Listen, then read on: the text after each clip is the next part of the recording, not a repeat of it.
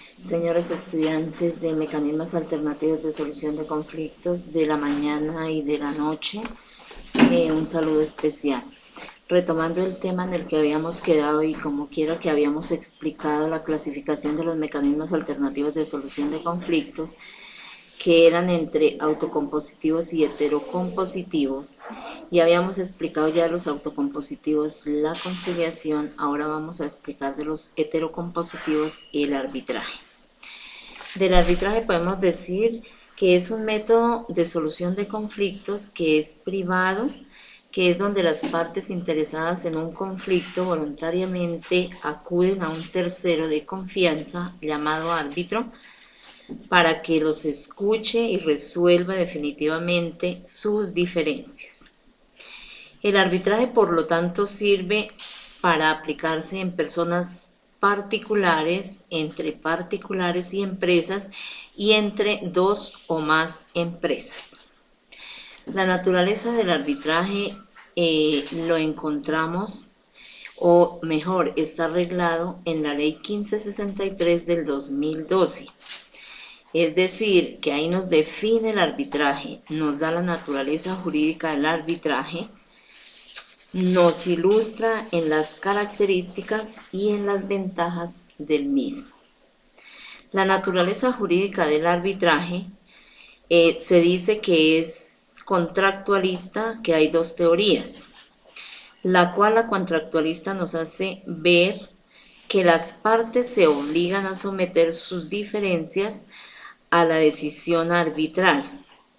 Quiero aclararles que por eso se dice que el arbitraje es heterocompositivo, porque dicha decisión la impone ¿quién? El árbitro. Y esa decisión es fuerza vinculante para las partes. Existe la escuela procesalista, que es también llamada la teoría publicista. Esta escuela defiende que el arbitraje es un proceso jurisdiccional, es decir, que está autorizado por la ley y que es un proceso que requiere la autorización de las partes. Y los árbitros son verdaderos jueces en este caso, es decir, que de acuerdo al artículo 116 de la Constitución Política, como les explicaba en la conciliación, también están investidos transitoriamente de la función de administrar justicia. Si vemos la diferencia que existe entre la conciliación, la mediación y el arbitraje, nos damos cuenta que en la mediación y en la conciliación es por voluntad de las partes, a pesar de que el conflicto se dirime con la ayuda de un tercero, que si es la conciliación hablamos del conciliador y en la mediación hablamos del mediador. Pero ¿qué pasa? Finalmente, este tercero da fórmulas y propuestas de arreglo, mientras que en el arbitraje la decisión la impone. Al igual que en los otros métodos alternativos de solución de conflictos, la decisión que toma el árbitro se llama un laudo arbitral. Tiene los mismos efectos que tiene el acta de conciliación, es decir, que presta mérito ejecutivo y hace tránsito a cosa juzgada. Señores estudiantes, quiero que les quede claro, porque en el parcial muchos cometieron el error de no hacer la diferencia entre qué es prestar mérito ejecutivo y qué es hacer tránsito a cosa juzgada. Prestar mérito ejecutivo es decir que en este caso el laudo arbitral contiene unas obligaciones claras, expresas y exigibles, que en caso de incumplimiento por alguna de las partes puede ir a la jurisdicción ordinaria y hacerlo exigible, es decir, constituye un título ejecutivo, al igual que el acta de conciliación. Y hace tránsito a cosa juzgada, es decir, que por los mismos hechos no se puede volver a debatir.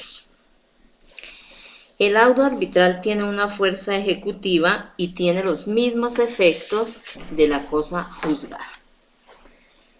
Ahora bien, El arbitraje tiene unos elementos estructurales.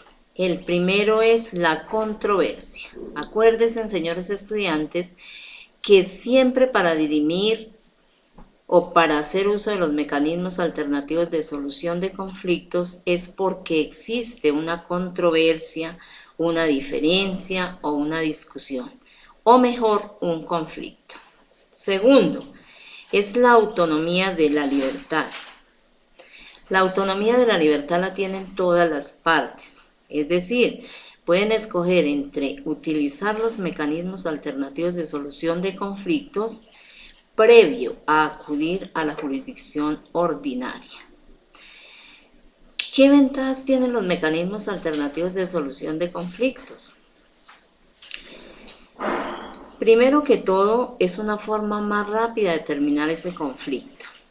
Se restablece el tejido social, hay ahorro en tiempo, en dinero, porque si bien es cierto un proceso, a pesar de que una de las partes gana, la otra pierde, es decir, que si vamos a la jurisdicción ordinaria hablaríamos de un gana-pierde, mientras que en los mecanismos alternativos hablamos de un gana-gana. Tercero, debe tener un respaldo legal. El arbitraje está consagrado tanto en la Constitución, en la Ley 1563 del 2012 y también está reglamentado por las cámaras de comercio. Vamos a hablar ahora de las clases de arbitraje. Las clases de arbitraje también se tienen en cuenta basados en unos principios. Hablamos de principios de derecho y principios de equidad. Hay un arbitraje institucional, hay un arbitraje legal y hay un arbitraje independiente. Según la aplicación del arbitraje tenemos que es de ámbito nacional y de ámbito internacional. Cuando yo hablo de arbitraje en derecho, es decir, está reglamentado, es legal. Cuando hablo en equidad, es una práctica realizada desde el punto de vista de la confianza. El legal es cuando a falta de dicho acuerdo, el arbitraje se realiza conforme a las disposiciones legales vigentes. Suena repetitivo, pero es la Ley 1563 del 2012. En días pasados les había dejado un taller que espero esto les sirva para profundizar este tema. Está el institucional, es aquel en que las partes se someten a un procedimiento establecido en el centro de arbitraje. Les hago saber que acá en la Corporación Universitaria Republicana tenemos la dicha de tener un centro de conciliación, arbitraje y amigable composición. Y el arbitraje independiente, las partes acuerdan automáticamente las reglas de procedimiento aplicables en la solución de su conflicto. Cuando se habla del arbitraje en ámbito de aplicación, decimos que puede ser nacional. Este arbitraje se aplica en el lugar donde se va a aplicar el arbitraje, es decir, de la nacionalidad de las partes envueltas en el conflicto. Un ejemplo, si tengo un conflicto en Colombia y las partes son de nacionalidad colombiana, pues se entiende que ese arbitraje se deberá desarrollar acá en Colombia. Hablamos del arbitraje internacional. Es cuando el conflicto encierra personas de diferentes nacionalidades y se decide colocarlo en manos de un país vecino de forma internacional.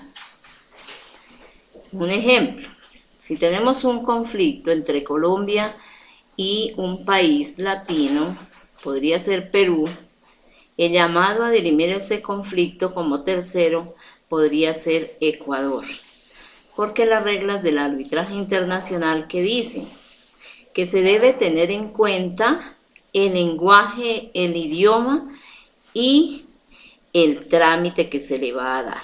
Entonces, en este aspecto, los tres países tendrían en común ¿qué? El idioma. El primer árbitro lo nombraría un país, el segundo árbitro el otro país, y ese tercer país que llamaríamos sería el que va a dirimir el conflicto, es decir, actuaría como presidente de ese tribunal de arbitramiento. Los honorarios de los árbitros los pagan generalmente cada una de las partes y el tercer árbitro lo pagan entre ambas partes. Vamos a hablar ahora de las ventajas del arbitraje. Como decía al inicio, los mecanismos alternativos de solución de conflictos tienen una característica muy especial y es que se ven resueltas las diferencias en menor tiempo, menos desgaste, es decir, hay una economía. La primera ventaja es la celeridad. Es un procedimiento ágil, breve, dinámico y de pronta resolución. Segundo, la economía.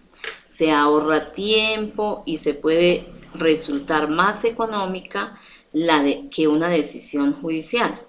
Acordémonos que, si bien es cierto, la justicia cumple con sus funciones y sus principios, pero por la congestión, pues hay más desgaste, se demora más un proceso. El tercero sería la eficacia, es decir, la certeza que tenemos de acabar con ese conflicto y tener al mismo tiempo esa validez jurídica, porque todo lo que se consigne en este caso, en ese laudo arbitral, repito, tiene fuerza vinculante para las partes y constituye en este caso un título que en caso de incumplimiento puedo tomarlo y hacerlo exigible.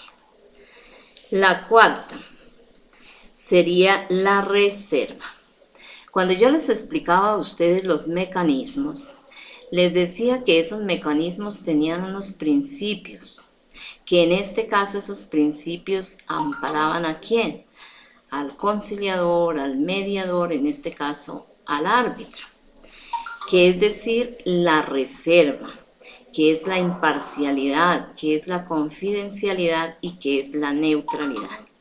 En este caso la reserva prevalece al principio de confidencialidad, es decir, que todo lo que se diga o se debata dentro de esa audiencia no puede tenerse como prueba en un eventual proceso. Y el quinto sería la idoneidad. Es un instrumento idóneo, apto, válido y aceptado por las personas en controversia. Es decir, las personas o las partes son las que toman la decisión de acudir o no, en este caso al arbitraje. Tiene también unas características el arbitraje. El arbitraje es consensual. Las partes seleccionan al árbitro o a los árbitros. El arbitraje debe ser neutral y el arbitraje es un procedimiento confidencial. Ahora las voy a explicar. Cuando se habla de que el arbitraje es consensual, es que en caso de una controversia futura que pueden derivarse del desarrollo o la ejecución de un contrato, las partes deben incluir una cláusula de arbitraje en el mismo contrato. Es decir, que las partes deben acordar que en caso de incumplimiento o de controversia, utilizarán como mecanismo de solución el arbitraje. Segundo, que las partes seleccionan al árbitro o a los árbitros. Las partes pueden de manera conjunta seleccionar al árbitro o árbitros que les van a dirimir el conflicto entre ellos. Esos dos árbitros, es decir, uno por cada parte, debaten, formulan propuestas y ese tercer árbitro es el que va a dirimir esas diferencias, es decir, asume las funciones de presidente de ese tribunal. Tercero, el arbitraje debe ser neutral. Además de que las partes seleccionan sus árbitros, si hablamos de manera en el ámbito nacional o internacional, se debe tener en cuenta que esos árbitros deben tener la experiencia apropiada, que deben tener el idioma en común y el lugar donde se va a celebrar ese arbitraje.